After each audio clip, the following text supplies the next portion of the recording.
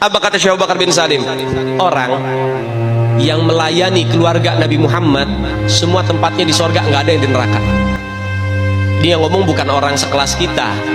Yang bicara Al-Imam Syekh Abu Bakar bin Salim.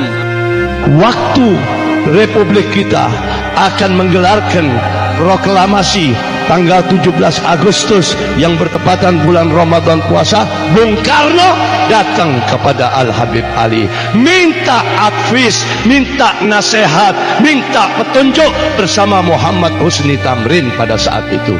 Ini antum biar tahu bahwa Habib Ali ini beliau pejuang Republik tetapi tidak menonjolkan diri. Dia di belakang layar.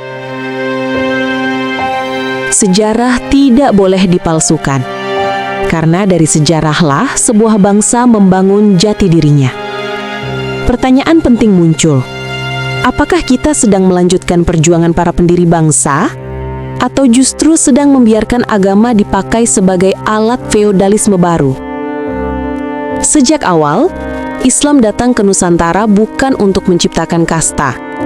Para wali dan kiai kampung bukan bangsawan, bukan pula keturunan istana, yang dengan peluh dan darah mereka menanamkan ajaran Islam di bumi Indonesia. NU lahir dari rahim rakyat kecil, petani, santri desa, ulama yang hidup sederhana, yang berjuang melawan kolonialisme dan feodalisme. Namun di tengah perjalanan muncul narasi lain, bahwa kemuliaan seseorang tidak lagi ditentukan oleh iman dan amal, melainkan oleh nasab, garis keturunan. Sebuah ajaran yang menyusup perlahan. Seburuk apapun amalmu, asal mencintai habaib, engkau masuk surga tanpa hisab.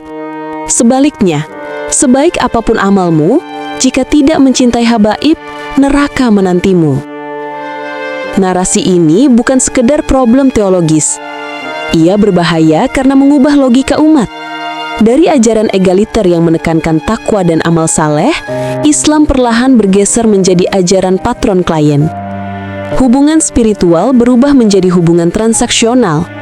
Surga dijanjikan asal ikut kelompok tertentu, asal menyetor loyalitas dan kotak amal.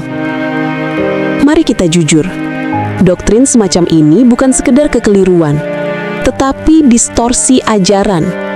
Dalam Islam, Nabi bersabda, tidak ada kelebihan Arab atas non-Arab, kecuali dengan takwa. Al-Quran pun menegaskan, sesungguhnya yang paling mulia di antara kamu di sisi Allah adalah yang paling bertakwa.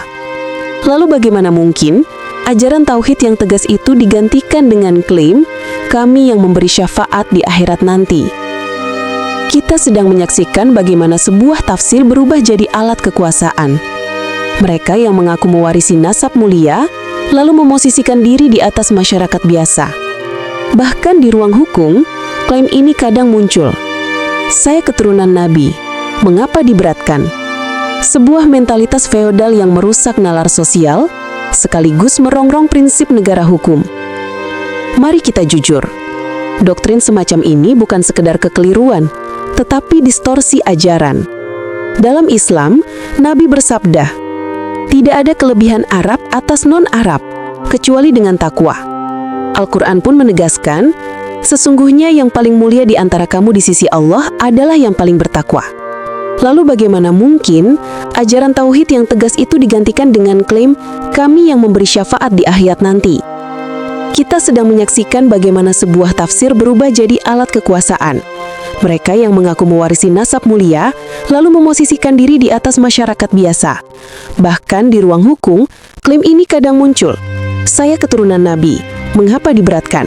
Sebuah mentalitas feodal yang merusak nalar sosial sekaligus merongrong prinsip negara hukum. Pertanyaannya, bagaimana kita bisa sampai di titik ini? Jawabannya ada pada sejarah panjang bangsa ini yang memang tidak pernah sepenuhnya lepas dari feodalisme. Kolonialisme Belanda memperkuat struktur kasta. Ada bangsawan, ada priayi, ada rakyat jelata. Setelah kemerdekaan, struktur ini tidak sepenuhnya runtuh.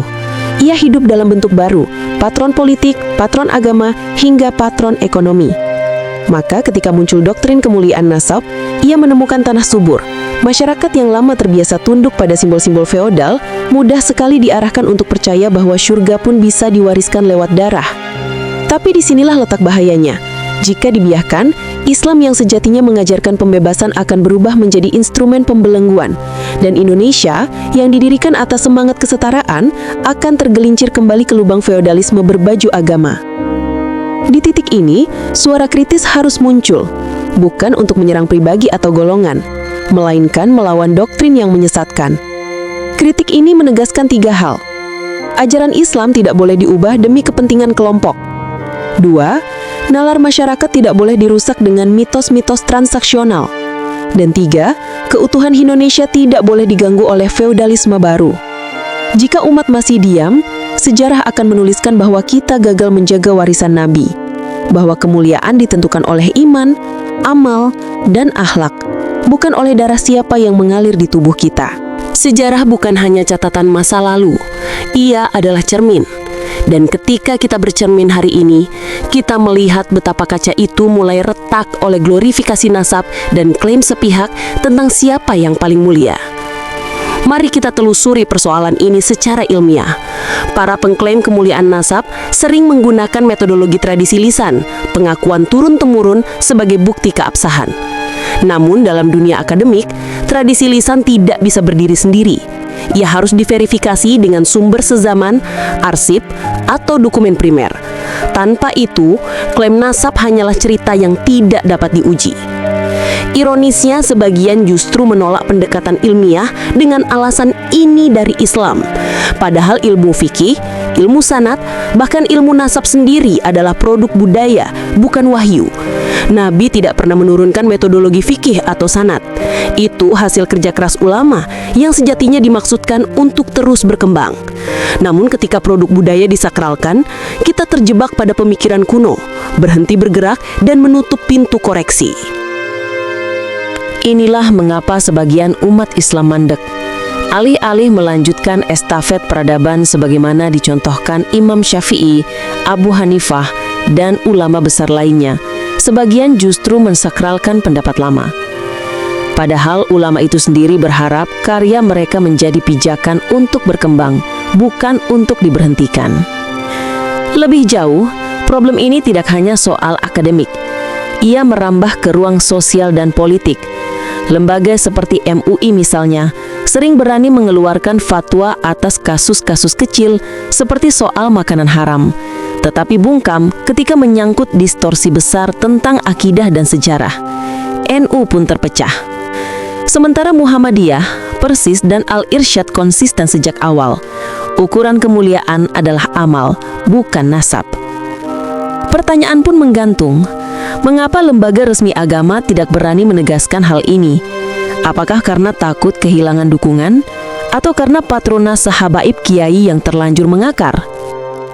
Namun, di balik semua ini ada harapan. Suara-suara kritis mulai muncul.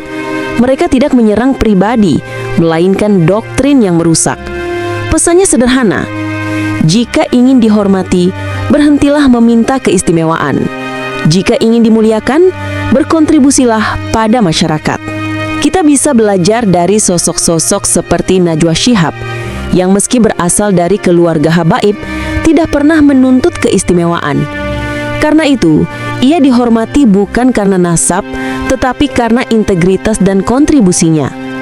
Inilah teladan bahwa nasab tidak menentukan segalanya. Maka solusi dari persoalan ini jelas. 1. Kembalikan ajaran Islam ke fitrahnya, iman, amal soleh, akhlak mulia. 2. Jangan sakralkan produk budaya, biarkan ilmu berkembang sesuai zaman. 3. Hentikan glorifikasi nasab yang tidak bisa dipertanggungjawabkan secara ilmiah. 4. Bangun keberanian lembaga-lembaga agama untuk bersuara jujur, bukan hanya pada kasus kecil, tapi juga pada masalah fundamental. Dan akhirnya, mari kita sadari, masa depan Indonesia tidak akan ditentukan oleh siapa keturunan siapa. Ia akan ditentukan oleh amal, akhlak, dan pengabdian setiap warganya. Jika kita gagal mengoreksi doktrin feodalisme baru ini, peradaban Islam akan kembali runtuh. Tapi jika kita berani kembali pada ajaran murni Nabi bahwa kemuliaan ada pada iman dan takwa, maka sejarah akan mencatat kita berhasil menjaga kemerdekaan bukan hanya dari kolonialisme fisik, tapi juga dari kolonialisme pikiran. Indonesia akan maju bukan karena darah siapa yang mengalir di tubuhnya, tetapi karena amal, akhlak, dan pengabdian setiap anak bangsa yang mencintai negeri ini dengan tulus.